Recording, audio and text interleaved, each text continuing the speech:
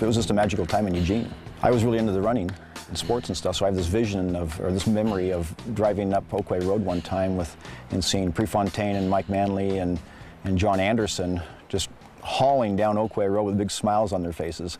In those days before Nike, Jeff Sherman wore Converse low tops. Running shoes, if they were available at all, were primitive at best. When the shoes were worn off on the bottom, you'd take them to Jim the shoe doctor and he'd put a new sole on the bottom.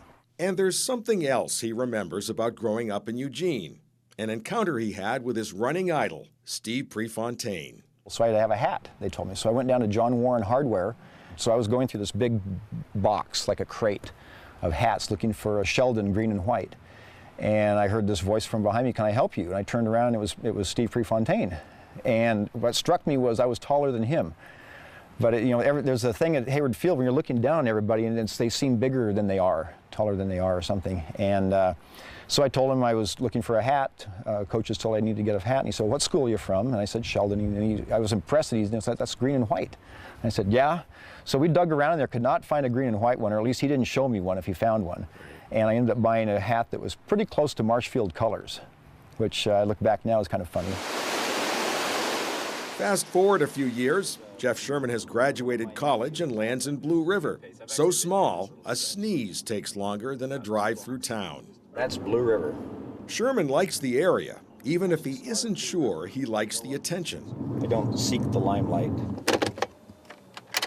He wound up teaching woodshop at Mackenzie High School and coaching the runners. It was nice for me coming into a school that had a tradition, but it was easy not having to start all over. It already had a tradition here. It took about 10 years, though, to hit his stride. 89 was a good year. That was when I kind of figured that I couldn't run with the lead kids anymore, and so I was running with the second group, and that was really good, because those are many times the ones that kind of get neglected.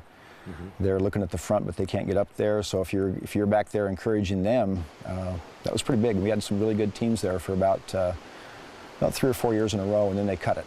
His dedication to coaching in Blue River is legendary, but his biggest accomplishment was probably spearheading the campaign to build Blue River's first and only running track. I think convincing donors was a little hard sometimes that this was going to happen, especially since it took so long.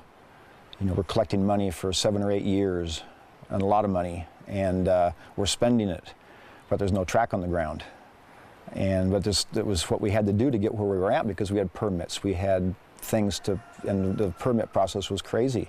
The amount of money that it cost to do things.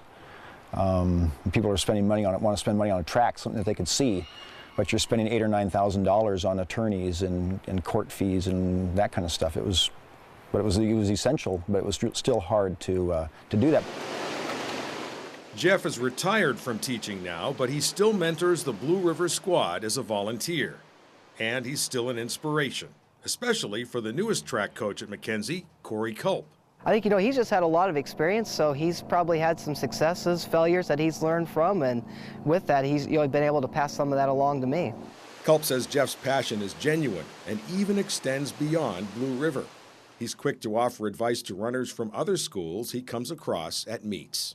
There's probably no better advocate for cross country and track and just running in general. It's so genuine, his passion. Sometimes you feel like some people do it just to motivate the kids or whatever. With Jeff, it's true and pure. It's what's in his heart. Jeff Sherman was never after the fame of his idols.